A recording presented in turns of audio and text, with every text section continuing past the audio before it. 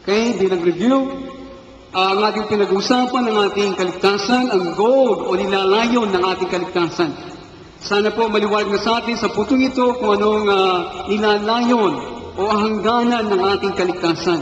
Our goal, bago tayo ay tinawag ng Diyos, bago tayo tumanggap sa ating Panginoong Kristo. Kaya, sa ating pong mga kapatid, sa kauna-unang pagkakataon sila po nandito, ay ako po ay dumadalangin na sa tulong ng patnubay ng Espiritu Santo ay inyo po maunawaan ang ating tuloy-tuloy na pag-aaral. Ang ating pinag-aaralan ng ating kaligtasan, ang goal ng ating kaligtasan, na tayo ay, ang kaligtasan natin, kung ng ating kaligtasan, ay hindi makarating sa kalangitan at manirahan doon na walang hanggan. Ito po ang ating nakagisnan na nilalayan o hangganan ng ating kaligtasan.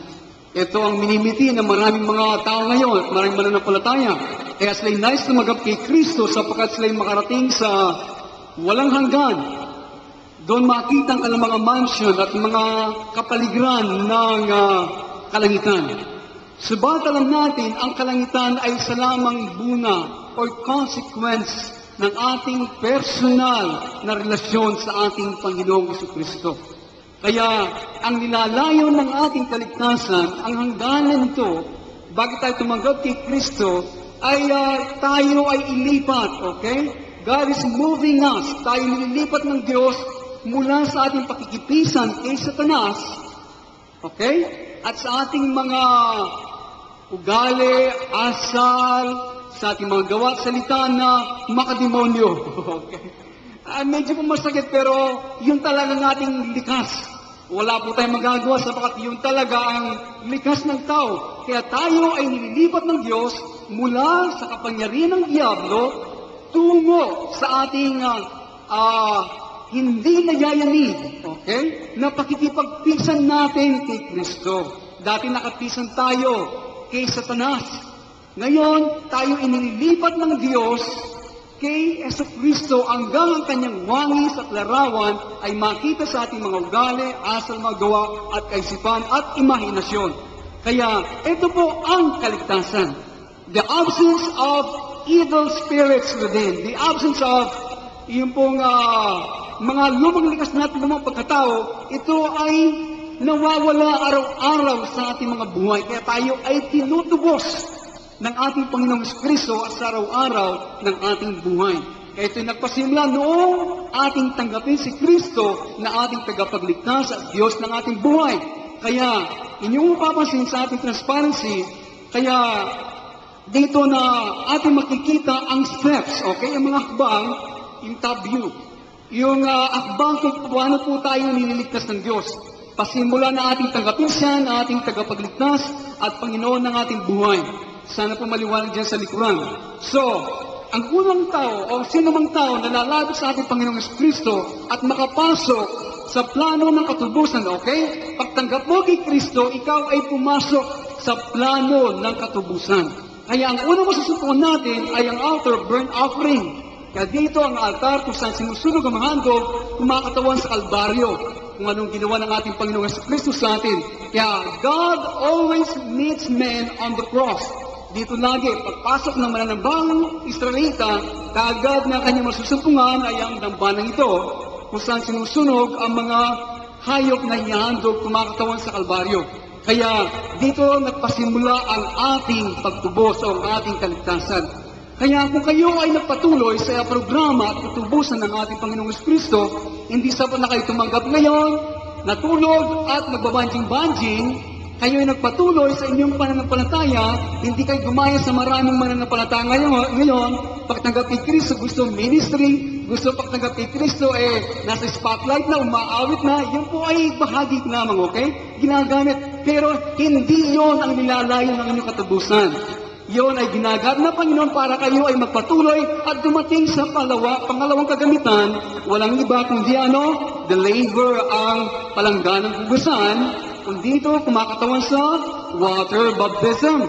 Ang ating bautismo sa tubig, hindi membership, kundi ang ibig sabihin, tayo ay tumatalikod na sa mga bagay sa sanglibutan. Kaya ito po yung ating ginanap nung nakaraan ng mga na Sabado. Marami sa inyo ay pagbautismo ng tubig. Kaya, kung kayo ay hindi pa nabautismo ng tubig, ang pangalawang hakbang na dapat natin gawin ay kailangan kayo po ay babautismo ng tubig. Okay? At tayo ay nagpasok sa banal na lugar, dito sa tabernakulong ito, yung inawit natin kanina, the tent, it is divided into two parts. The holy place and the most holy place, yung holy of holies na ating inawit kanina. So, ating pinag-aralan ang pangalawa, ang laver, pangatlo, ang table of showbread. Kumakatawan sa ating pagsilang na muli, the born again experience. Ang tinapay o mesa ng tinapay na handog sapagkat dito ang ating Panginoong Kristo ay nagiging buhay na tinapay. A part of His life was planted in us. Okay? Kaya ito ang pasimula ng ating born again experience. Kayo ay nandiyan pa. Okay? Pangalawa o pangapat na kagamitan na ating napag-aralan ay ang kandelerong ginto. The lampstand. Kumakatawan sa Pentecost. Kaya ang ilan sa inyo, after you have received or you have been baptized in water, you are eating the bread of life in your life. So, ang ilan ay nabautismo na ng Banal na Espiritu Santo, they have spoken in tongues. Ang iba ay nagsalita ng iba't ibang wika na ibinigay ng Espiritu ng Diyos.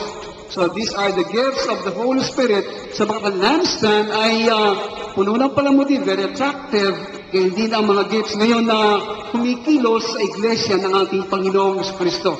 So, the gifts ay ating masusupungan sa 1 Corinthians chapter 12 and 14. Sa umaga ito ay ating pag-usapan ay ang altar of incense. Ang dambana o altar ng kamangyan. Hindi po yung kamangyang na ating nabibili dyan sa palengke, okay? Ito po ang pagkasalin sa lumang Tagalog. Hindi ko alam bakit tinawag ng kamangyan, pero nandiyan, kamangyan ang ating gagamitin. Altar of incense o altar ng insenso. Siguro ito ay mas appropriate na ating maunawan. Turn it off for a while. So sana po ay maliwanag na sa atin ang ating pag-aaral. Ang akin lang pong sa umaga ito na ang aking pong inaasahan ay hindi po ating nakikita sa ating kalagitnaan. Gaya po ng ating Sunday School. Marami po sa inyo ay hindi nag-a-attend ng Sunday School. Gaya po ng ating nasabi, sana na we don't have forever, okay? Hindi natin hawak ang ating buhay. Wala tayo, hindi natin hawak ang lahat ng mga bagay. Kaya, lagi ko sinasabi sa inyo na this is an opportunity for us. Imagine the whole week, nasa sanglibutan kayo, sa isang bahayan. Just one Sunday. Sunday school or 15 minutes before the Sunday school, wala po kayo dito. Masabi kayo natin sa Panginoon ngayong umaga, anong dahilan bakit hindi kayo nakapag-aatin ng Sunday school? Masasabi ba natin anong dahilan? Kaya siguro sasabihin ng Panginoon sa inyo, Panginoon, busy ako. It's all right, sasabihin ng Panginoon sa iyan. Busy ako sa aking trabaho, sa aking ganito. Yan ba ay dahilan natin? Alam niyo po, gano'n natin nasasabi, this is an opportunity for all of us to grow in the image of the Lord. So attend our Sunday school. Okay, nag-aaral kayo. Alam po ninyo kung saan nabubuksan ng Diyos ang inyong spiritual na mata?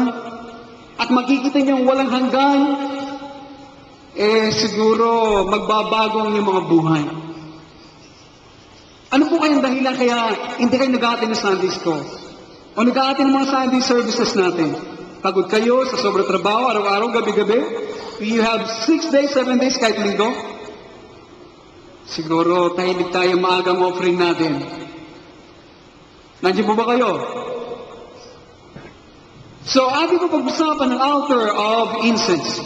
Hindi po kasama sa preaching yan.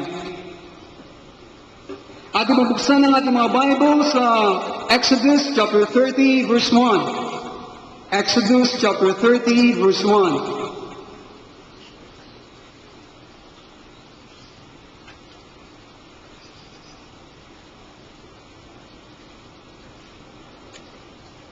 Okay, ito po sinabi ng Diyos kay Moses. Gumawa ka ng altar na akasyang sunugan ng kamangyang. Ang gawin mo itong parisukat, 18 pulgada ang haba, gayon din ang luwang, at 36 na pulgada ang taas. Ang 4 na sulok nito ay lalagyan mo ng sungay na parang kaisang piraso ng altar. Kaya dito po ay describe sa atin kung ano po ang anyo ng altar na ito na ating pinag-uusapan. So, ang altar na ito ay nakalagay sa banal na lugar, diretso po sa harapan ng luklukan ng awa. Kaya po nang ating nakita kanina. The mercy seat. The mercy seat was in the holies, in the Holy of Holies. Ang tabing ang siya pong naghihiwalay sa altar ng insenso mula sa luklukan ng awa. Kaya tignan po natin sa ating transparency ang ating binanggit ng mga salita. Okay, ito po ang altar of incense, taas mo, Brother Ron. Ito po ang dambana ng insenso. Kaya sa 4 na sulok, meron pong mga sungay. At dito po ang insenso na ilalagay at meron pong mga baga dyan na susunog ang mga insenso. So, ito po ang taas po nito gaya ng ating binasa. Ito po ay parisikwat. 18 inches ang bawat sukat nito sa bawat sulok. Okay? At 3 feet, 3 pie ang taas nito. Ang golden altar of incense, ito ay mas maliit kaysa doon sa altar of burnt offering. Ito pong dambana ito ay mas maliit kaysa sa dambana kung saan po sumusunog ang mga hayop. Ito ay gaya na nasabi, 18 pulgada ang parisukat, 3 pies sa kanyang taas. However po, ito ay mas mataas kaysa sa kaban sa mesa ng tinapay na handog ng 6 na pulgada. Kaya ang altar nito ay mas mataas ito ng 9 na pulgada kaysa sa kaban ng tipan at sa mesa ng tinapay na handog. Inyong bang nakikita sa malayo ang altar of incense? Kaya ano po kayo sinasabi ng mga 4 na sungay na yan? Kaya nyo papasin, meron pong tumahabang mga kaway sapagkat binubuhat. So, we thank God na meron po tayong ganitong mga illustration. So, the altar of incense had 4 horns. Katulad po ng great altar of burnt offering. Horns in the Bible, yung po mga sungay sa scriptural typology. Ano po ang kumakatawan nito? It indicates, okay, the power to overcome resistance. Ito po ang kaulugan ng mga sungay kapag inyong masusukungan sa Biblia. Ito po'y kumakatawan sa kapangyarihan na pagtagumpayan anumang lakas na sumasalungat. Okay? The power to overcome resistance. Ito pong ibig sabihin ng mga sungay. Kaya ipinapakita po ang kapangyarihan ng panalangin at pagpupuri na inihandog ng mga tao na yumuko sa kamatayan sa harapan ng Diyos na kanila pong pagtagumpayan ang kaaway sa buong sanlibutan. Kaya our prayers and praise must become filled increasingly with the holy light of Messiah and the anointing of the Holy Spirit. Ito po dapat na nangyayari sa atin sa araw-araw. Kaya ang ating pong mga panalangin at pagpupuri ay dapat po ay maging puspos na lumalagong banal na buhay ng Mesiyas at ng anointing ng banal na Espiritu Santo sa ating mga buhay. Ito po ay dapat sa ating mga buhay.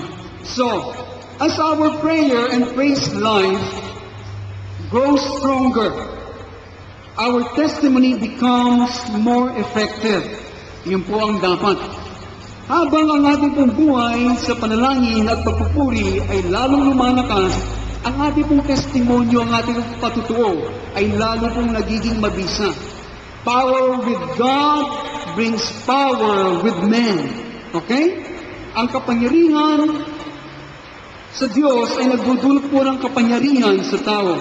So, if we have a weak prayer life, kung meron po tayong awake prayer life, ito po ay nagresulta ng weak testimony. Kaya, ano po kaya ang nangyayari ngayon sa ating mga buhay? Kung meron po tayong mahinang ang ating buhay, pananalangin, ito po'y nagresulta ng mahinang testimonyo. Kaya mula po sa ikasyam na kabanata ng Hebreo, kaya nila, yung top view ang pagkita natin mamaya.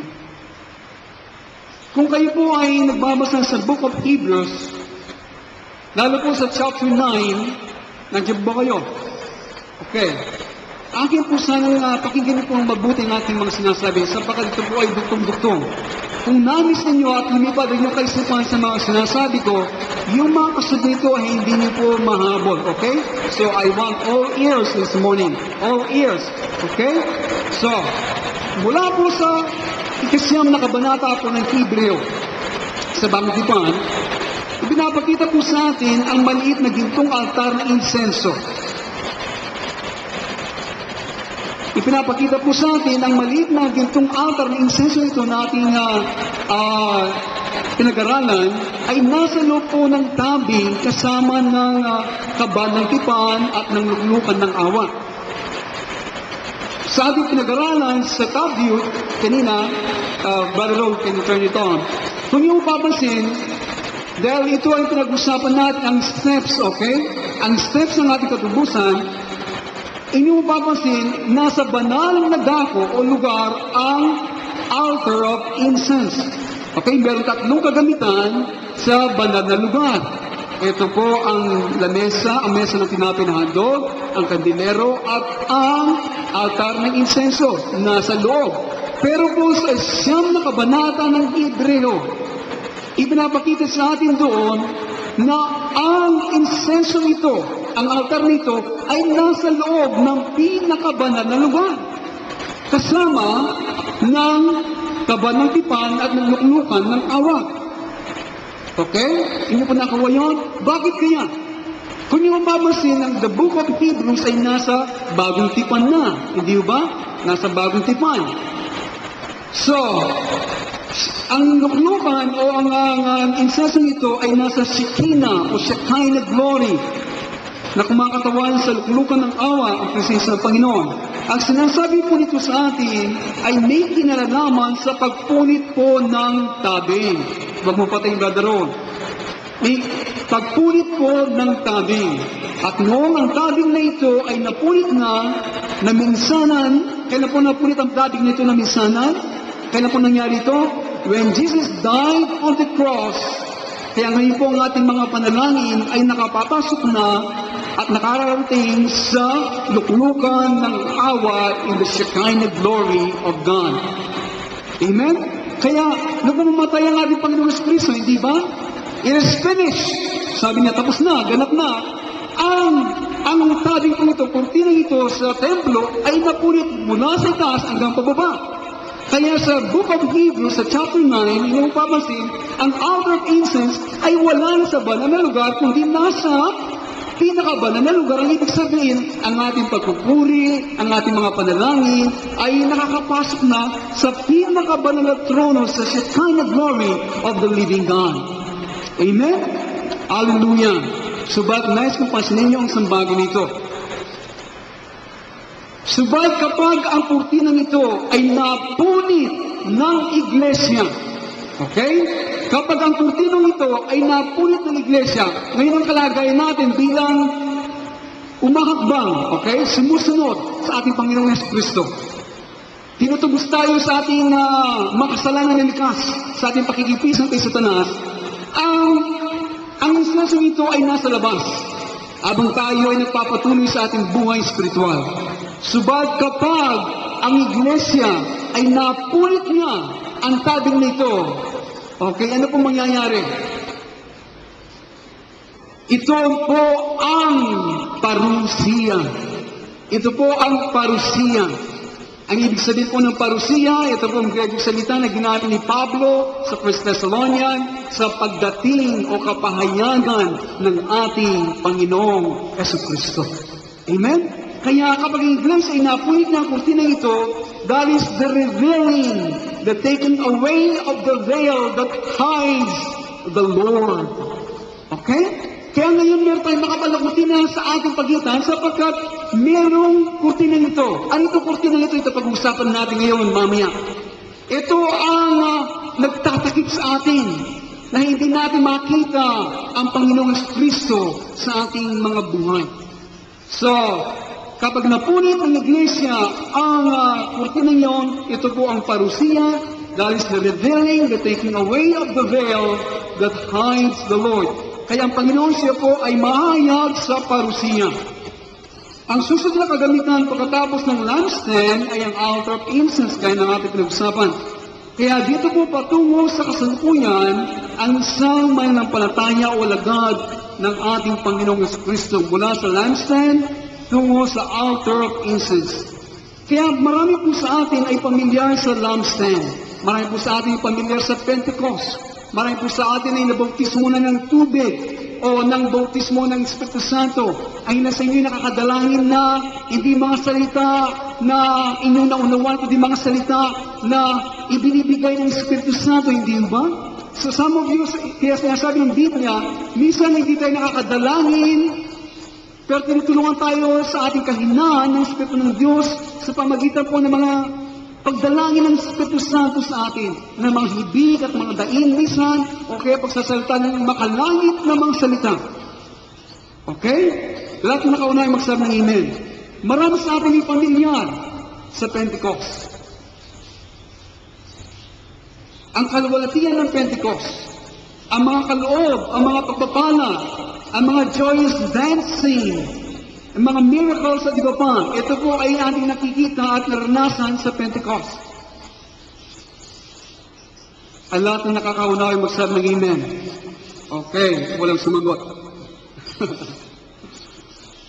At tayo ngayon ay lumilipat patungo sa bago at strange or kakaibang kapatagan ng ating spiritual na buhay.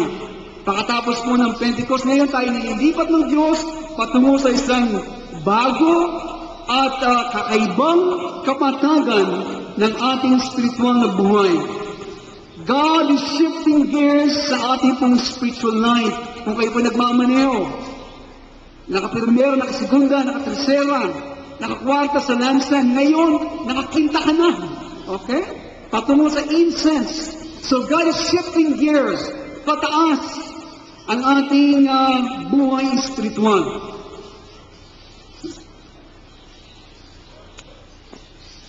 So God is shifting gears in our spiritual life.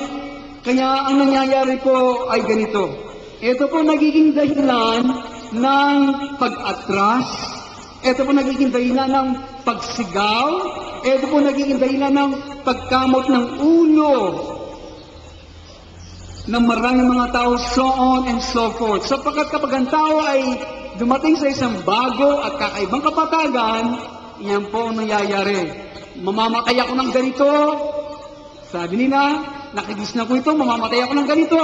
Kala po natin yung nung dati lang tayo, mga sa isang pananampalataya, kahit na po ngayon mga mananampalataya, nabaptize ng Holy Spirit, mga pastor manggagawa, hanggang dito na lamang ako. See? Kapag meron na bago at kakaibang kapatagan na sinasabi ng Diyos, ayon, pagsigaw, pangungutya, mga kulto, ay lumalabas na yan. Pero mga kaibigan at mga magulang, kahit tayo po nagpupunyagi, kailangan po nating harapin ang mga bagay na ito. Okay?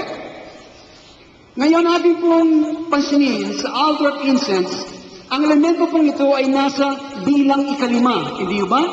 Ang elemento nito, o ang kagamitan nito ay nasa bilang ikalima. Number 5. 1, 2, 3, 4, and 5. Okay, nasa ikalimang bilang ang altar of incense.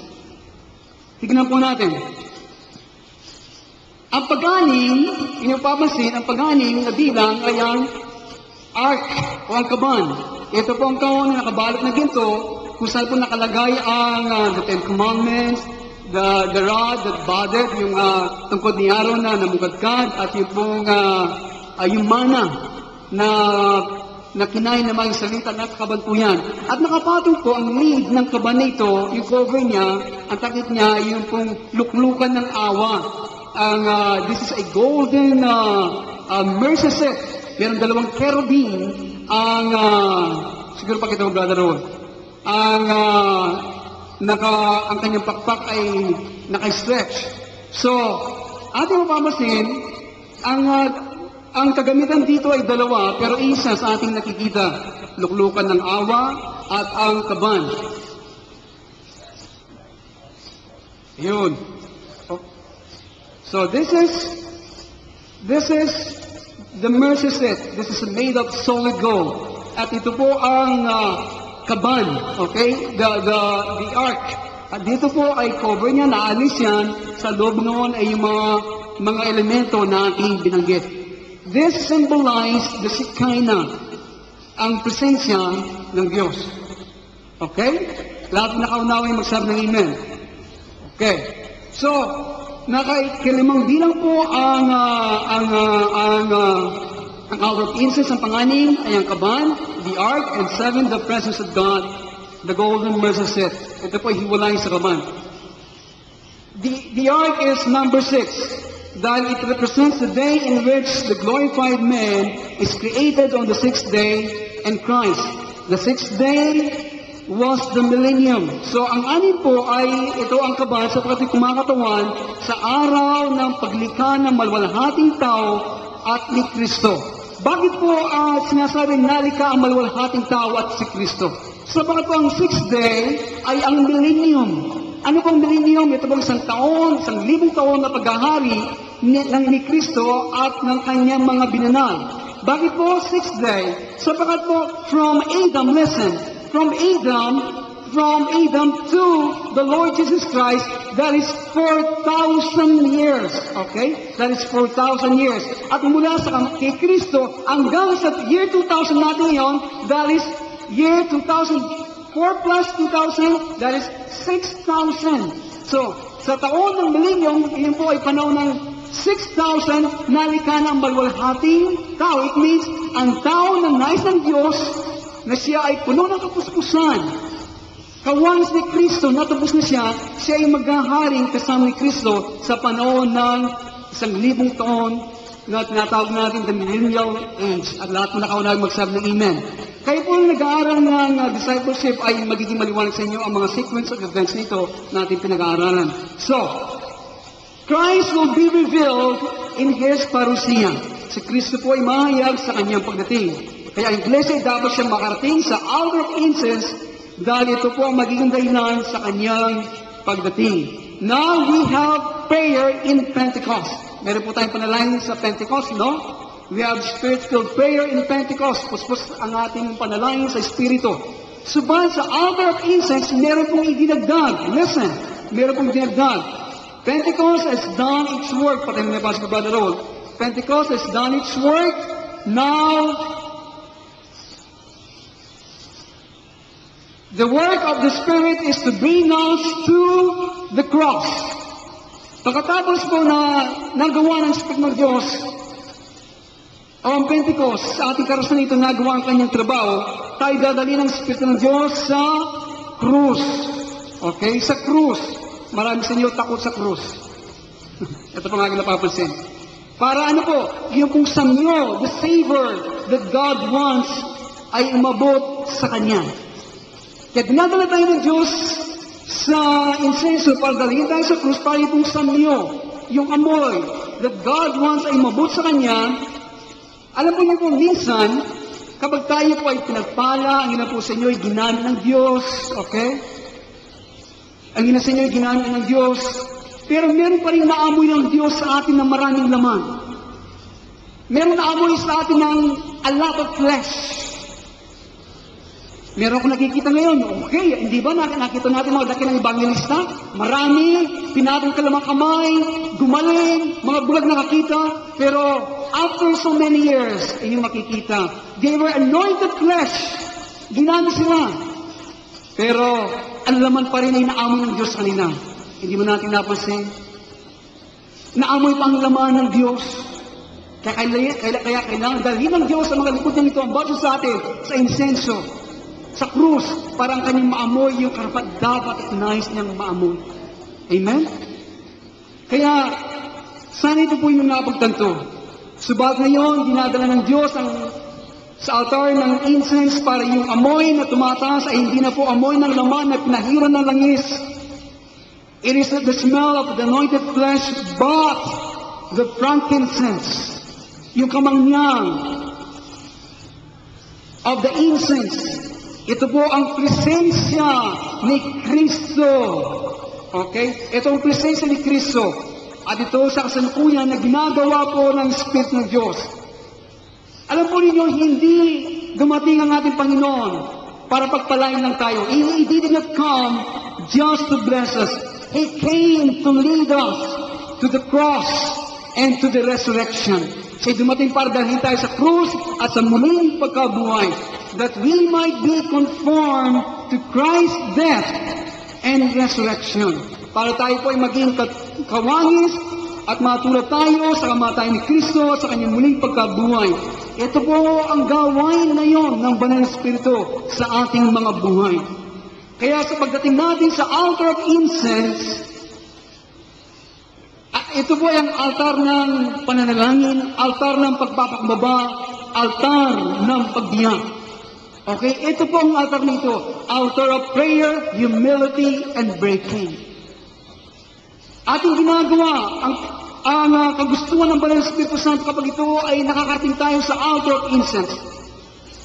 Kaya, ang nangyayari sa atin, tayo po ay pumapasok sa Pentecost, okay? Tayo pumapasok sa Pentecost sa malalim na kaparaanan.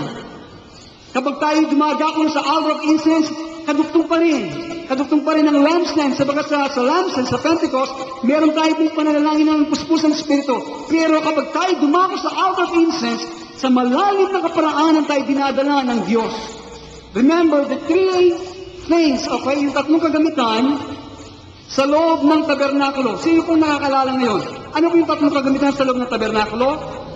Number one, table of showbread. Ano yung pangalawa? Lampstand. At yung pinag-aaralan natin, the altar of... Very good. Pwede ba kayong tanongin, ang isa dito ay sabihin sa akin ang tatlong kagamitan na yan? Pwede bang sabihin, Brother Edgar, ano yung tatlong kagamitan na yan? Can you code them?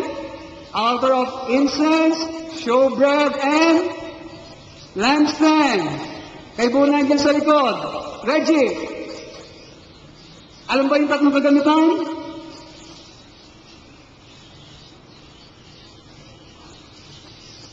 June, alam mo tatlong kagamitan? Si sister. Okay, sabi mo Brother June dyan sa likuran. Ano yung tatlong kagamitan sa loob ng tabernakulo? O yung banal na lugar? Malakas. Okay, good. Bakit po tinatanong mga bagay? Sapagkat these three things interact. Okay? Ang tatlong bagay nito ay nag-interact sa bawat isa. They back and forth. Siguro sindihan natin. Going this way. Nag-interact po ang tatlong ito. Let us see. Out of, okay, yung binanggit nyo, showbread. Ang showbread causes fruit comes from the altar of showbread. Kaya dito po from the altar of showbread, hindi mo pamasin, ang altar of showbread, ito ay naging dahilan na tayo po ay magbunga. Okay, fruit. Who's the fruit? Who's the fruit? Sino bang bunga? Jesus. Okay. Pagkatapos ng fruit, tayo ay, it will lead us to Pentecost. Lampstand, di ba? Ang fruit, pagkatapos ng Pentecost, fruit, then Pentecost. Sa bakat ng Pentecost ay ang flower, di ba? Hindi naalala yung mga palamuti sa mga sanga ng kandilero? Hindi ba? Fruit, and then flower. Yung flower, ano yan, hindi ba? It represents Pentecost. Very attractive. The gifts is very attractive. Then, pagkatapos naman ng lampstand, dadaling tayo sa altar of incense, which is the cup. The cross. Dying. Kaya umigot po yan. Cup, after dying, the fruit, then the fruit, the flower, hindi ba? Pagkatapos na naman sa flower, dito na naman, you will die again. Umiikot po yan. They interact, they go forth from one another. Alam ko na kauna magsabi ng Amen. So, praise God. Ngayon po, meron pong isang bagay na dapat nating matanto dito. Ito po ang mga Levitical feasts. What is the fifth Levitical feast? Ano po yung kalimang kapistahan ng mga Hudyo? Sa inyong pinag-aralan sa Sunday School, ang kalimang kapistahan ng mga Hudyo, sapagat there are 7 feasts of Israel also. Okay, listen. Medyo po binubugbog ko ng Kristoban, pero paulit-ulit ay meron kayong maunawan. Ang kalimang kapistahan ng mga Hudyo, ito po ang tinatawag nilang the Feast of Trumpets. Okay, the Feast of Trumpets, ang kapistahan ng mga trompeta. Kaya, hindi mo napansin, sa number 5 ay ang altar of incense, sa kalimang kapistahan ng mga Hudyo ay ang Feast of Trumpets. So, ang dalawang ito po ay merong relasyon. Ang numero 5 po in the scheme of symbology of numbers. Listen, ang numero 5 in the scheme of symbology of numbers, kung ating pong tataluntunin ang tabernacle of congregation ng mga kagamitan nito, at sa mga araw ng paglikha o in the day of creation at iba pa, kapag lumitaw po ang numerong ito, it speaks to us the beginning of the kingdom of God. Okay? Number 5, it speaks to us the beginning of the kingdom of God. Ito pasimula ng hari ng Diyos o yung the entrance into the things of God. Okay? Ito po ang pinapahiwatig ng numero 5. Ito ang pasimula, pagpasok sa anumang bagay ng makadiyos. Halimbawa, sama natin masumpungan ang numero 5 gaya po ng the bronze altar. Ano po yung bronze altar? Yung bronze altar, yung kung saan sinusunog ang mga hayop na susunugin, okay? Ang sukat mo nito ay 5 cubits, di ba? Ang sukat nito ay 5 cubits square. Para sukat yan. Typifies our entrance into the plan of redemption in Messiah. Did you get that? Kaya sa bronze altar, dyan ang pagpasok ng mga Hudyo na susunugin, ang sukat nito ay 5 cubits. Yung bronze altar, yung kung saan sinusunog ang mga hayop na susunugin, okay? Ang sukat mo nito ay 5 cubits. Di ba? Ang sukat nito ay 5 cubits square. Para sukat yan. Typifies our entrance into the plan of redemption in Messiah. Did you get that? Kaya sa bronze altar, dyan ang pagpasok ng mga Hudyo na susunugin, ang sukat nito ay 5 cubits. Kaya ito po ay pagpasok, entrance. Okay? Ng ating plano sa katubusan sa Mesiyas, it is always the entrance to something. It is an entrance. Sa aking pong paniwala, nais ng Diyos na ating tignan ang numero 5 bilang pasimula ng kaharian ng Diyos. Ang kalimang araw, okay, in the day of creation, sa ikalimang araw na paglikha, ang hayop ay nalika, hindi ba? Ang mga hayop, ang mga kabayo, etc., ay nilikha.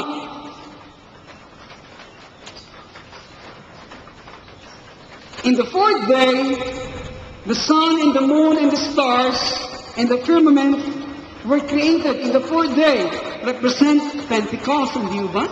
Kumakatawan sa Pentecost, light, liwanag. 4th, tapos 5th. Okay, in the 6th day, man was created. Ang tao ay nalika. So the 5th day, the 5th experience, the bringing of the kingdom of God. So the altar of incense is number 5. Ikalimang kagamitan. So, in the 8th chapter of Revelation, open your Bible there, ating makikita ang dalawang ito ay konektado, ay may kaugnayan. Okay, yung trumpets at yung incense. Number 5 ang incense, number 5 sa kalimang kapistahan ng mga Hudyo ang mga trompeta. Naliw ba kayo? Okay, ngayon buksan natin sa chapter 8 of Revelation at tignan natin dito na ang incense at ang mga trompeta ay konektado. Sa kabanata ito ay ating kong makikita the altar of the incense and the trumpets. Let us read. Translate. Verse 1. Nang sirain ng kordero ang kapitong tatak. Ay, sana ginagawa tamang tatak. Naghari sa langit ang katahimikan sa loob ng halos kalaating oras. Meron sana props ngayon, pero nakalimutan ko. Pagkatapos nito, nakita kong binigyan ng trompeta ang bawat isa sa pitong anghel na nakatayo sa harapan ng Diyos. Isa pang anghel na may dalang gintong insensaryo na dumating at tumayo sa harap ng dambana. Binigyan siya ng maraming kamangyang upang hihandog sa dambana ginto sa harap ng trono kalakid na dalangin ng mga hinirang ng Diyos. Mula sa kamay ng anghel, pumailang lang sa harapan ng Diyos ang usok na kamangyang kasabay ng dalangin ng mga hinirang ng Diyos. Pagkatapos ang anghel ay kumuha ng mga baga sa dambana, inilagay sa insensaryo at inihagi sa lupa kapag dakay tumulog, nagkaingay, tumigla at lumindol. Kaya hindi mo mapapansin dito na merong relasyon ang insensaryo o ang incense sa mga trumpets. Let us see. Sa verse 1 po sinasabi, noong binuksan niya, sino po nagbukas ng tatak? Alam niyo po itong tatak na ito, para bang kayo ba ay nag-graduate na? Kayo binibigyan ng diploma, hindi ba? Yung diploma ay merong seal, merong tatak, parang silyado siya. Hindi ko na nakita. Kaya dito sinasabi sa verse 1, binuksan niya. Sino nagbukas? Sirain. Ito po, pagkasayin dito ng sirain ng kordero ang ikapitong tatak. Parang yung tatak na yun ay mga scroll. Okay? Parang nung tayo nag-graduate, parang diploma, nakabalumbo na papel na mayroong mga ribbon. At ang sumira noon ay ang kordero. Okay? Hindi pa naunawaan yun. Yung actually po, yun ay aklat. Sapagat po sa Bible, wala pong mga aklat na katulad natin ngayon, naka-bookbind, yun po yung mga scroll. Okay. Nasira ni Jesus ang kapitong tatak. Hindi po naalala sa aklat, ang aklat na ito ay silyado. Ang aklat na ito ay silyado yan eh.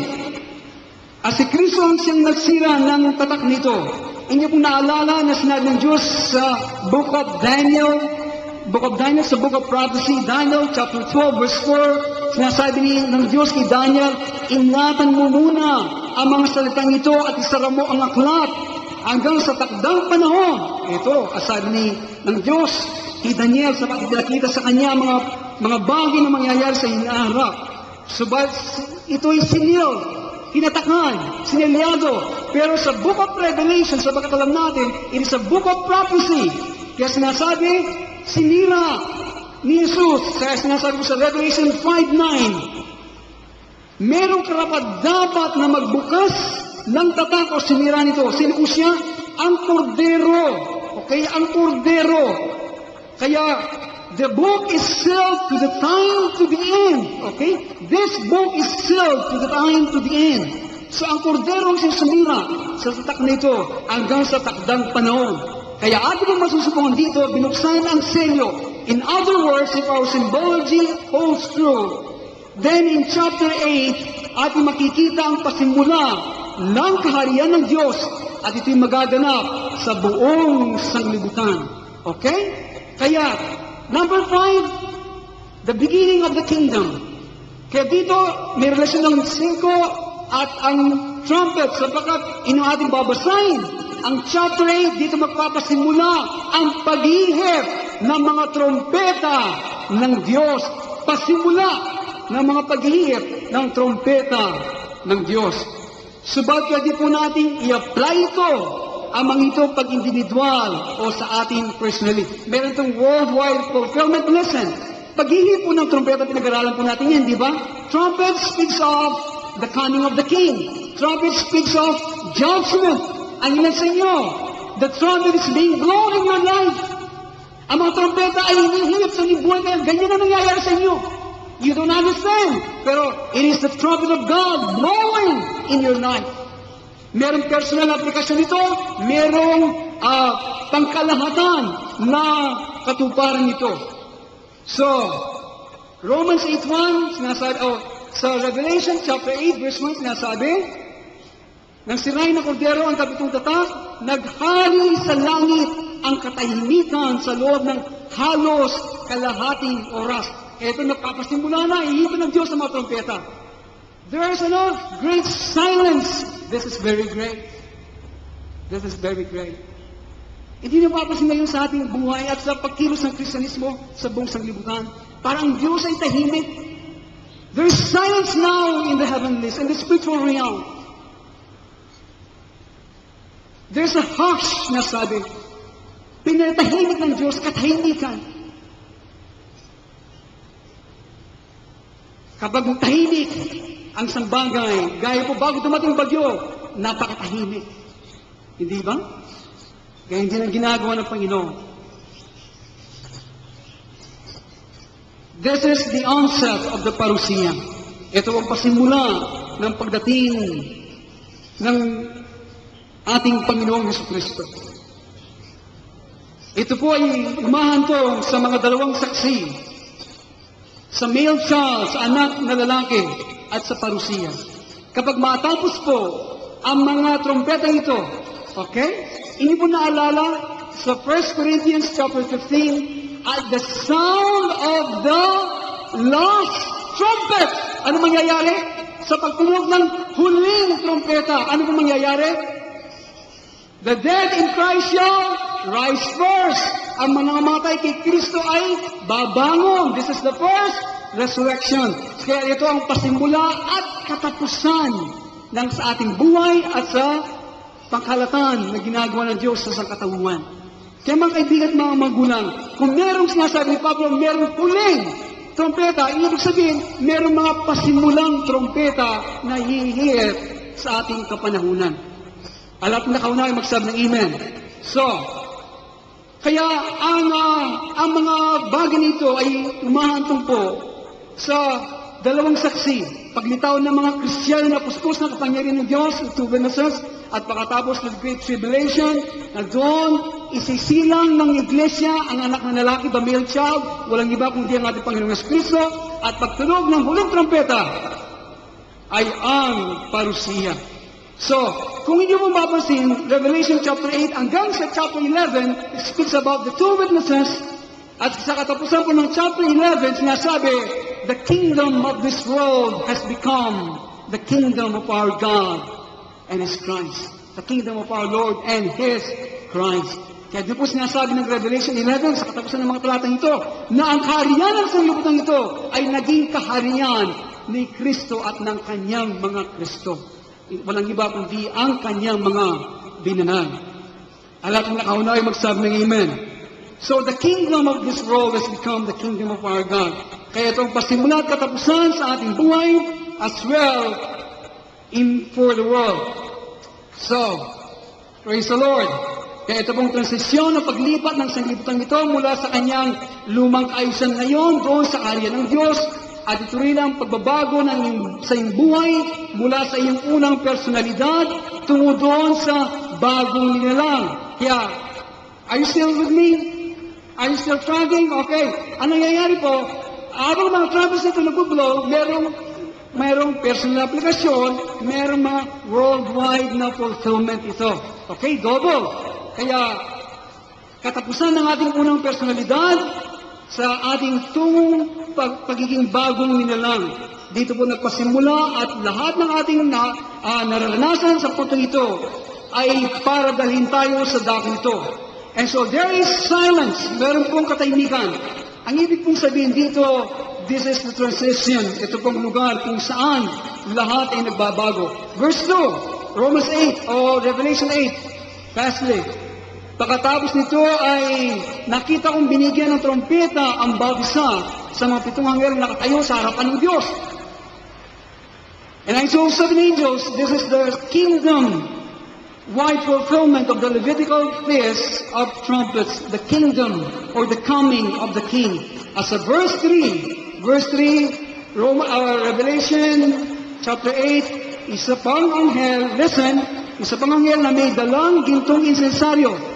Meron siyang dalang gintong insensaryo ang dumating at tumayo sa harap ng dambana. Ang tanong, ano po itong dambana ito? Ano po itong dambanang ito na tumayo ang anghel na merong dalang insensaryo? Ang dambanang ito ay hindi po ang altar of burnt offering. Ang dambanang ito kung saan nakatayo ang anghel nito ay ang Shekinah, the Ark of the Covenant, the mercy seat. Dito siya nakatayo sapagkat ang mga bagay na pinakita ng Diyos kay Moses sa ilang ay larawan lamang ng mga kaisan sa kalangitan. Kaya ang anghel nito na may dalang insensaryo ay nakaharap sa dambana ng altar or the Ark of the Covenant. So listen, if you get that, listen to this. Ang anghel ay may dalang insensaryo, kaya kailangan natin makalipat dito. Subalit ano po ang namamagitan? Ano po namamagitan sa banal na lugar, sa pinakabanal na lugar? The veil, ang kurtina, ang tabing. Ang tabing nito ay kumakatawan din sa Jordan River. Okay? Kung kayo po ay sumusunod, sinipag-aaral sa Sunday School, kumakatawan sa ilog na Jordan. Represents what? The veil and Jordan River represents what? Death to self. Kamatayan sa iyong sariling kalooban. Maraming mga Kristiyano hindi nakakarating dito. Kaya hindi sila napupuspos at hindi nakakarating sa Shekinah, glory of God.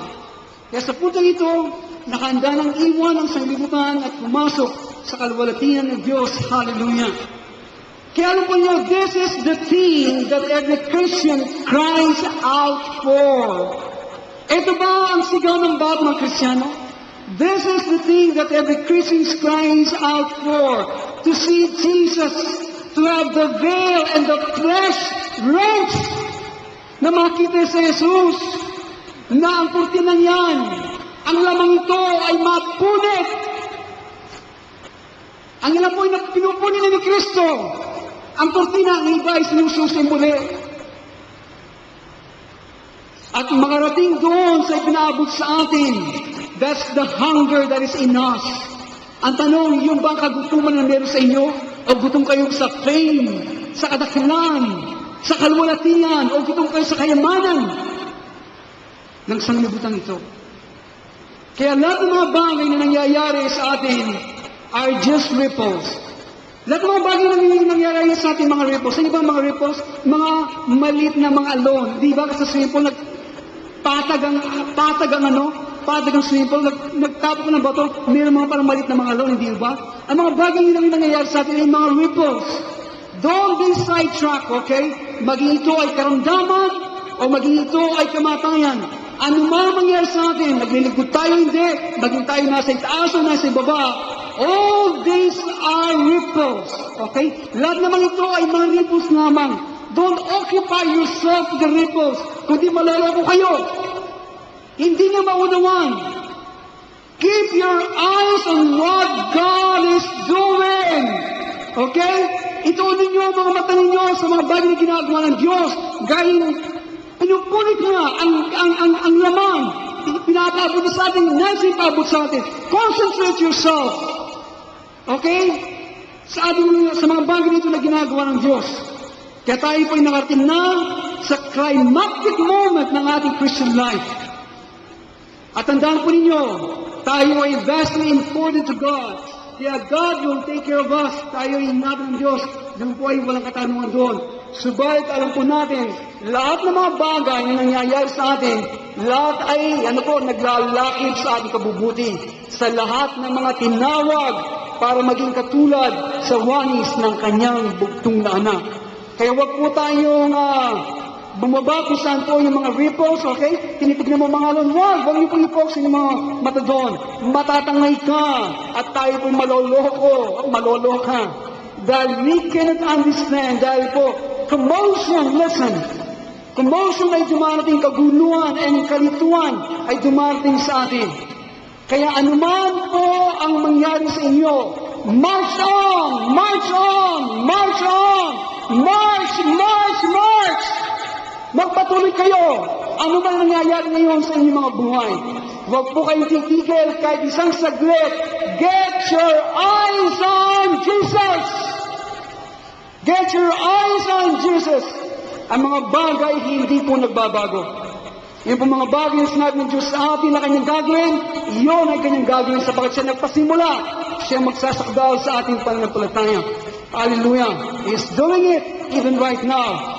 The fact we don't understand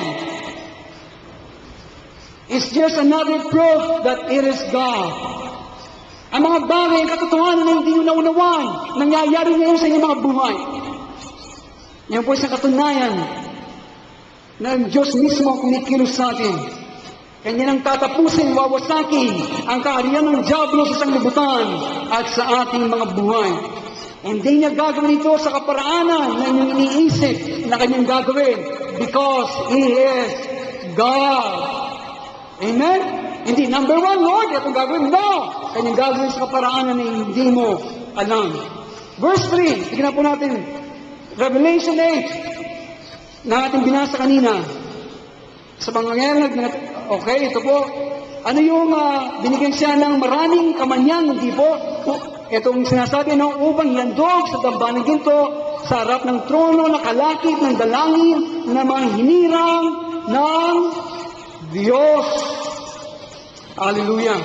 And there was given him much incense. That incense was compounded in a certain way. Okay, ito na po ang ating pinag-aaralan kanina. Ito pong incense nito po itinimpla na may mga ilang kaparaanan. May mga taglay na ito ng mga nagdidenote ng paghihirap ng Mesyas. Bitterness, kapaitan. Ang pabagong ito ay hindi ito yari na maraming mga matatamis na sangkap. Sapagat yung insenso nito na umaabot sa Diyos, hindi na po insenso yan ay maraming sangkap po yan, okay? Ito po ay tinimpla mula sa mga herbs o damo o ugat na mayroon pong malalakas na katangian. Ang ilan sa mga ito ay nakukuha po sa pamagitan ng incession o sa pamagitan po ng paghihiwa ng mga balat ng puno. Lahat ng mga ito speaks of cutting.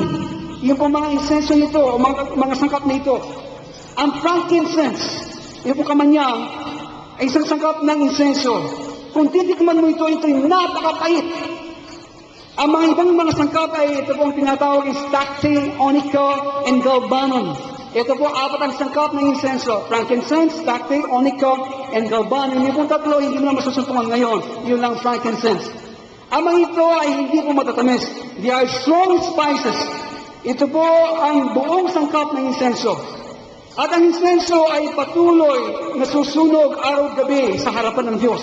Ang insenso niyan, araw-gabi, naglalakbay hindi. Ito po ay nasusunog. And this represents, ano pong kumakatawan ng insenso ito? This represents Christ being formed in us. Okay? Christ being formed in us. Ito pong ibig sabihin ng mga insenso ito. Si Kristo na po forma sa atin at kailangan itong ihandog kasama ng ating mga panalangin. Kaya alam po ninyo sa Pentecost, taglay natin ang panalangin sa Espiritu. Suba dito, taglay natin ang panalangin at ang mga tao kung saan si Kristo ay nahayag sa kanila. Sila yung mga tao na napiga. They have been run out. Alam niyo ba yung we are being run out by God? By ikaw pumaniti. Patong palipitan na kayo po. Yun po, we are being run out by God. Pinipiga ka. Kaya, sila po yung mga taong napiga. They have been run out like the church represents yung pong Smyrna. Smyrna po isang iglesia sa Revelation. The church represents bitterness. Kumakatawan sa kapaitan, in Smyrna, he said, sa iglesia mo sa Smyrna, kanya sinabi, be faithful unto death. Maging tapat ka hanggang kamatayan. The name itself, bitterness, speaks of death, kamatayan. Kaya, ito pong dahilan, kaya dinadala tayo sa punto ito dahil yung mga bagay na ating ninanasa, gutom tayo sa mga bagay nito, katulad po ng parusiya, ng pagdating kapahayagan ni Kristo, ang kalaliman ng kapangyarihan at kalulatian, ito'y darating lamang kapag tayo pusang loob na lumakad kasamang Diyos sa kalaliman ng mga bagay. Amen? kapag kusang loob na lumaad ka sa Diyos sa kalalimiman ng mga bagay. Alam po ninyo, hindi tayo po pwede magkaroon ng malalim na karanasan sa Diyos at pagkatapos mamuhay sa isang buhay, ni-enjoy ang mga buhay, binibigay ng sanlibutan. Hindi! Hindi po pwede yan. Tayo po ay nakalagay sa isang problema. Lalagay sa isang problema. Sa sandako po, gusto natin, we want the power of God, hindi ba? Sa sandako gusto natin, we want the power of God. And the only way you can get into we want the power of God. Gusto natin lahat ay mapayapa. Subat sa kabilang dako, ano po nangyayari? Power of God, gusto natin payapa ang lahat. Hindi po pwede yun eh. Gusto mo, nasa yung kapangyarihan, pagkatapos lahat sa iyong buhay ay very smooth, payapa. Hindi po pwede yun. The only way you can get into the secret place of thunders, sinasabi ng Biblia. The only way dating kaparaanan ikaw ay makapasok sa sikretong lugar ng kulog, where the power of God is. Kailangan tayong bumaba doon sa lugar kasama ng Diyos. We want the sweetness of the book, but we don't want the bitterness in it. Hindi ba? Kaya tayo makakarating sa sikretong lugar ng kulog pagkatapos yung natutuhan ang mga leksyon na itinuturo ng Diyos sa inyo. Katulad po ni Abraham, dumating ang kadiliman sa kanya, pagsubok. Siya ay pinaris ng Diyos sa kanyang bayan. Yun po yung malaking pagsubok. Pagkatapos tinapos siya ng Diyos na nagliliyab ng pagong. Binigay siya ng pagtungan na anak, pagkatapos kinukuha mo rin sa kanya. Ito ay handog niya at patay niya. At alam natin, siya ay nagtagumpay at pumasa sa pagsubok na ito. Ganito po gumagawa ang tipan ng Diyos. Hindi mo magagawa ito sa pamagitan po ng pag-aawit lamang ng mga choruses. You make your covenant with God kapag ikaw ay binaba mo ang sarili at ikaw ay sumisigaw sa Diyos, help me God this day! Tulungan mo ako, Panginoon. Where are you in the darkness? Nasa ka, Panginoon, sa kadiliman. And out of the darkness, God said, here I am. Nandito ako, sabi ng ating Panginoon, mula sa kadiliman. That's how we learn about God. Ganito tayo natututo sa Diyos. And so we are like Paul, the great apostle.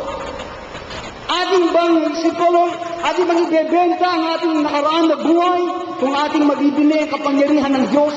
Ito po yung ating gagawin. I will. Ang tanong, kayo ba yung gagawin ninyo?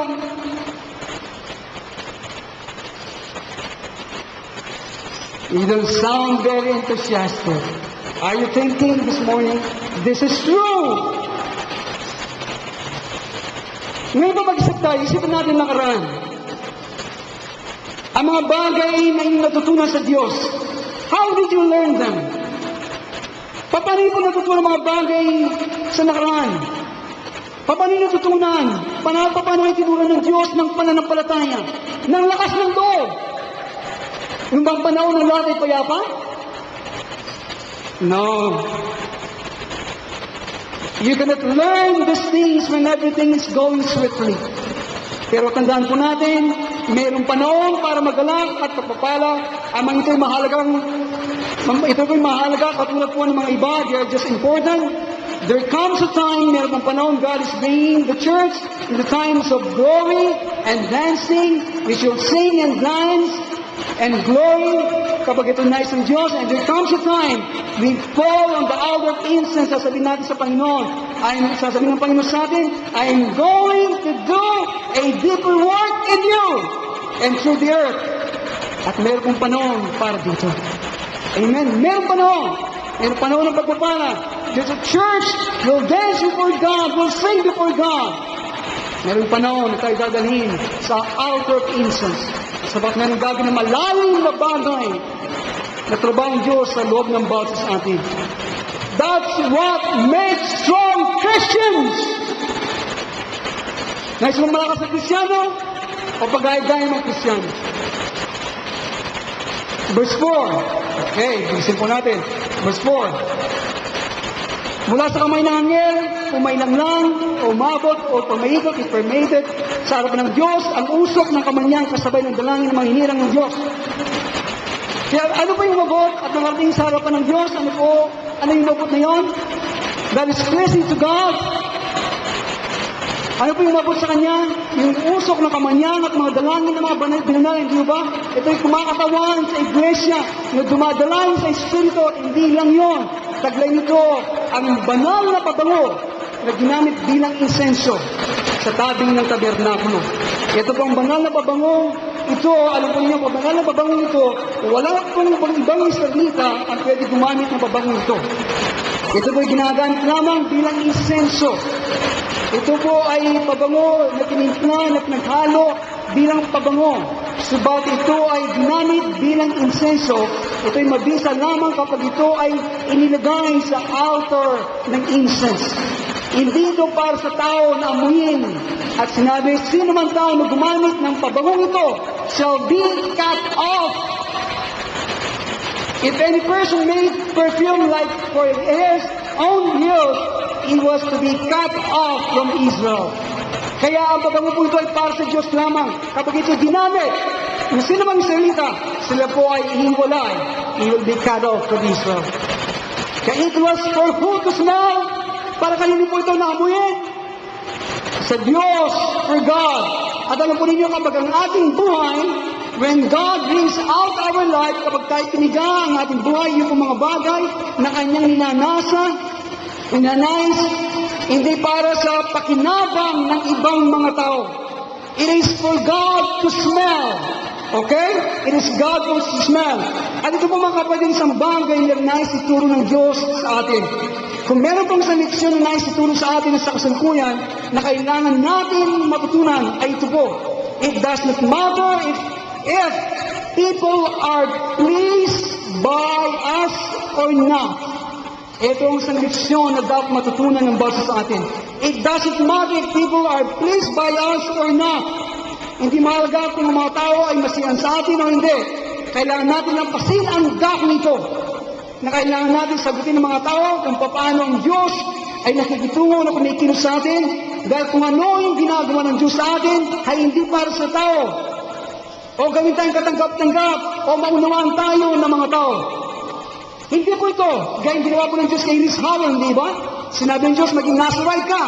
Ang Nazarite ay hindi po nagpaputol ng buhok at balbas. Pero sinabi ng Diyos, hindi mo pwede pagsabihan kanino man. Pero yung bago yun, in a simple obedience, ginawa ni Liz Howell. Hindi ba? Siya ay tinawanan. Hindi siya naging katanggap-tanggap. Hindi siya naunawan. Pero it is God who is working in him. Hindi ba? At saman siya pumaroon, kumakat sa kalsada, ang mga tao naalis ng kanilang mga sombrero sabagat kanilang nadadama ang presensya ng Diyos. So, pwede natin subukan, okay? Pwede natin subukan, pwede natin maging mabuti at gawin ang lahat para walang damdamin ang masaktan. Subalit po, merong panahon na dumarating na hindi na natin kayang gawin ang mga bagay na yun. Dahil tayo po ay nasa kalagayan natin pong nalampasan na magmalasakit. God is not working on us so that other Christians can understand and be pleased with us. Nandiyan ba kayo? God is not working on us, hindi kumikilos ng Diyos sa loob natin para ibang mga Kristiyano maunawaan tayo, masiyan sila. Gaya na ginagawa ng Diyos sa atin ngayon, sa mga bagay na tinuturo. Hindi po ito para sa Diyos o sa tao na ginagawa natin, pinagkakain kulto o naman. They don't understand. But, ang mga bagay ito ay para sa Diyos. At kung tayo ay malakas na Kristiyano, okay? Kung tayo ay malakas na Kristiyano, hindi natin nakatulan ng isang kapatid kapag ang baril ng Panginoon ay nasa kanya. Kapag ang baril ng Panginoon nasa buhay na yan, siya'y kumikilos at nagiging asal niya, hindi ka nais-nais sa'yo, huwag po natin hatulan ng ating mga kapatid. Kaya siya'y kikilos sa paraan na hindi nakanais-nais, lalo na kapag ina-expose ng Panginoon ang laman ng kanyang puso. If we're strong, we will recognize that. Hindi intensyon ng Diyos na bigyan tayo ng kasiyahan o ating maunawaan siya. Wala po doon ang testimonyo na makita ng lahat ng tao na tayo paano tayo ka-sweet, makita na tayo paano tayo ka-cute. Na mga Kristiyano, wala po doon. Ito'y magaan na bagay naman. Kapag nagpasimula ang Diyos na magtungo sa atin, okay, kapag ang Diyos nagpasimula magtungo sa atin, siya ay magpapasok sa ating mga buhay. Magpapasok siya at gagawin niya magulo ang inyong testimonyo. Hindi niya ginagawa ang mga bagay nito sa iyong buhay. Inihiwa ka. Pinipiga ka. At iba pa, para makita at masumpungan ng mga tao na tayo ay kagiliw-giliw. No! He is doing that so that He may find you delightful. Pinipiga ka. At iba pa, para makita at masumpungan ng mga tao na tayo ay kagiliw-giliw. No! He is doing that so that He may find you delightful.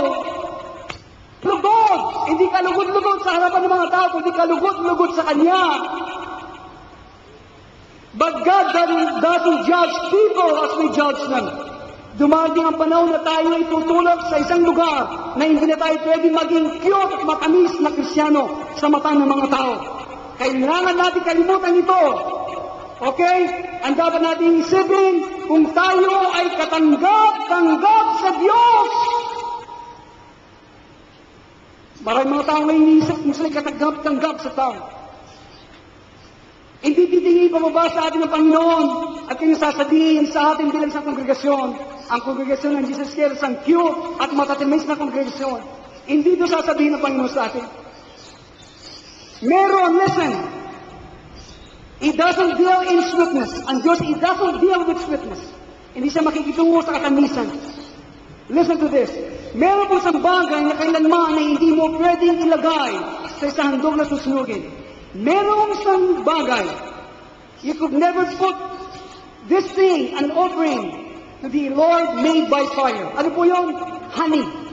Ito ang isang bagay na hindi mo pwedeng ilagay sa anumang handog na susunugin. Pulot-pukyutan, matamis yan.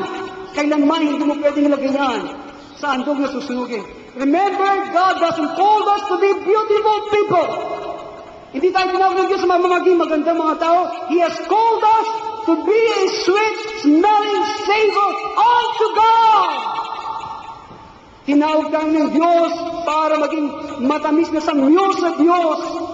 Remember, the incense is not for men.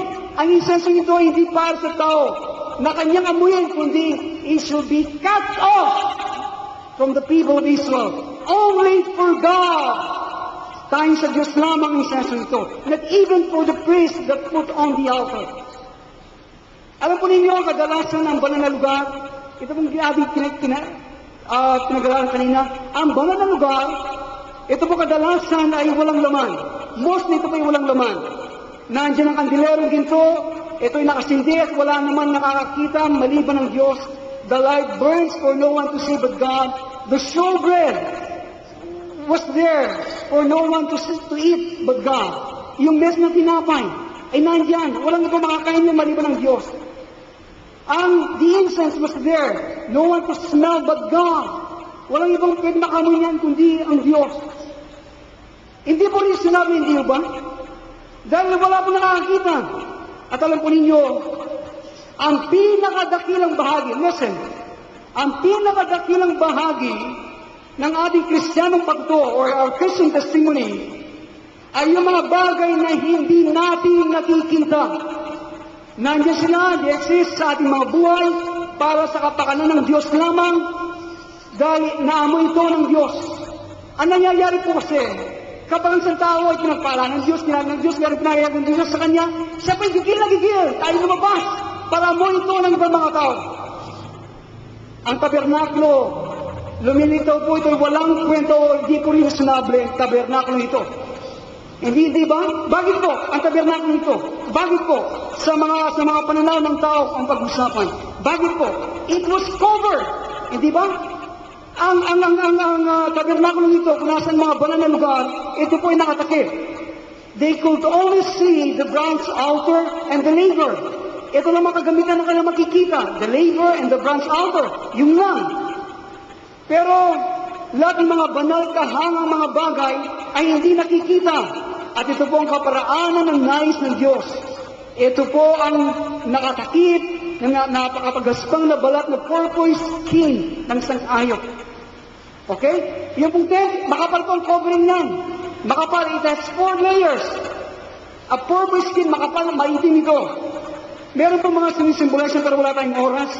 So, the outer coverings represents many things. Pero, that's how the Christian life is. Okay? Lahat ng mga banal, mga kaangamang bagay ay hindi nakikita. Itong kaparanan ng Diyos, nakatakip, na mga tao po ay hindi makakita, hindi makatingin, hindi nila makita ang kalwalatian, ang kagandahan na nasa loob. Ito po ay dahil nakatakip. At ganito rin po ang ating Christian life. Beautiful inside, where God can see it. Kaya po ganito ang ating buhay, Kristiyano. Maganda sa loob na nakakita lamang ang Diyos in a simple body protected by the blood. And all the world see ay ang laman nito. Ang kapintasan ng laman nito ang pango ng ating mga ilong. Hindi mo ba? Pero, kapag tinangka natin, baliktaran nito, lumabas ka kung saan ang mga tao ay makikita yung mga fancy building, mga mga gusali, architecture, mga tutulis na mga building, at kanina nasasabi nito mga tao, naalala kong kalawalati ng Diyos sa mga maganda mga gusaling ito. Alam po ninyo, ating masasabi, yan ay mga pulot-pukyutan, matatamis, hindi maabot yan sa Diyos. Alam po ninyo, kailan nag-start ang Pentecostal Revival?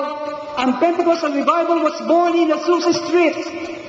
Sa Amerika, sa LA, napunta na sa Sir Carina. In a barn! Sa isang sabsaban. The next one will come of people who are nothing.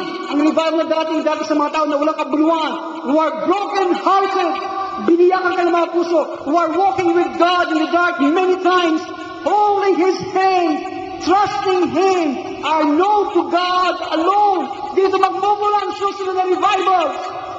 Na lumalala sa Diyos sa kadiliman ng awang, sa maraming panahon, awang kamay ng Diyos nagtitiwala sa Kanya, at siya'y nakikilalaman namin ng Diyos. Ito ang ating idea sa revival. Ako po'y pagod na, sawa na, sa mga pulot-pukyutan at naman, sa aking sarili, at sa ating lahat. I want God! Do you want God? I want God! Kung Diyos, presensya ng Diyos. Ang mga tao nga, gusto na mag-evangelize, so on and so forth. We are praying for this, go out and go out. Pagkatapos, hindi naman talaga laman ang puso nila yun. Pag-uwi, ano naman? Television. Hindi ba? I want God. And it takes breaking, bring it on, Lord. Kung kailangan ng pagbiyag, gawin mo to. Because no revival will come out from any fleshly stuff.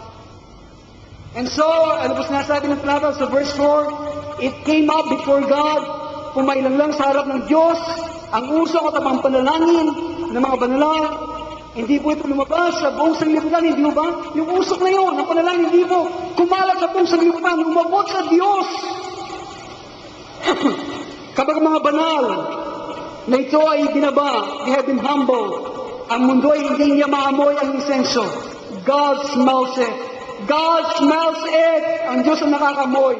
God wants to smell your life, not just hear your prayers. Nais ng Diyos na maamoy yung buhay, hindi lang madinigin yung mga panalangin. Ito po nais ng Diyos na matamis sa atin. Yung pong insenso. Ito yari ng maraming sangkap. Dinurog. Ito. Kanina pong umaga, tinanong ko ang aking mother-in-law. Dinudurog niya yung mga peanut butter para sa kare-kare. Anong tinawag ni mortar at saka sabi nitang asong? Bayo ko rin asong. Ganito po, dinudurog yung mga sangkap ng kamanyan. Ganito po tayo dinudurog sa ating personalidad. Kapag nakita ng Diyos, sapat na ang pagkadurog nito, mga sangkap na ito sa atin. Then sasabihin ng Diyos, sapat na! I can smell my son. Akin ang maamoy ang aking anak. Dito tayo patungo. Ito nangyayari sa atin sa kasalukuyan. Ito ba nangyayari ngayon sa kasalukuyan? Tayo po natin ay manalangin. Thank you, Jesus. Panginoon, salamat po ngayong umaga. Panginoon, nandito po kami sa iyong harapan. Maraming mga bagay na ipinahayag mo sa amin. Panginoon, aking pong dalangin ng mga bagay na ito ay tumimaw sa mga puso ng aking mga kapatid. Lord, you want to smell our life, not just hear our prayer. Nais mong maamoy ang aming mga buhay, at nais mo sa buhay na ito ay maamoy si Kristo. Marami sa aming Panginoon ay binabaliwala ang aming pananampalataya, ang aming relasyon. Sa takbo ngayon ng aming buhay, O Diyos, mahalaga ang mga bagay sa libutan. Mahalaga ang mga cares of this world, mga pangangailangan. Mahalaga ang damit. Mahalaga ang mga ito, material. Dito namin inuuna ang lahat ng mga bagay. Para ba ang buhay namin, O Diyos, ay umiikot lamang sa mga bagay nito. Patawarin niyo kami, Panginoon. Ito nakikita mo ngayon sa aming mga buhay. Kaya minsan, O Diyos, nagmamadali kami yumaman. At sinabi mo, O Diyos, kapag kami nagmadaling yumaman, we will sin against you. Kami, O Diyos, ay magkakasal. We will forget the things of God. Ang aming mga anak, mga aming sambayan ay mababayan. Lalo ng aming relasyon sa iyo. Kaya, O Diyos, nandito, lahat ay naapektuhan. Forgive us, Lord. Bring us to the valley of Achor, Lord. Kung saan si Akan pinagbabato. At lahat ng mga bagay sa Kanya, kung kakailangan, O Diyos. Para, Panginoon, doon, naghihintay ang pag-asa. Maamoy mo ang aming mga buhay.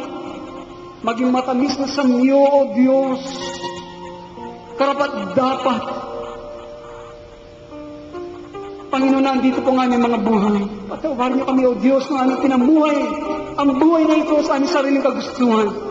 Nawa, Panginoon, kami ay pumasok, Panginoon, maglasa kusang loob na ang kurtinang ito at ng laman ay mapunit, O Diyos, sa aming mga buhay. At amin po, O Diyos, kami magpunyagi na makarating doon sa pinaabot mo sa amin. Kami gutom sa presensya ng aming Panginoong Jesucristo, wala nang iba. Pakalinisin niyo kami, O Diyos. Inihiling ko po ang mga pastors, mga deacons na lumagapit sa harapan sa ating pong pagtanggap sa banal na hapunan. Habang po sinasinasap natin ang ating mga puso't buhay.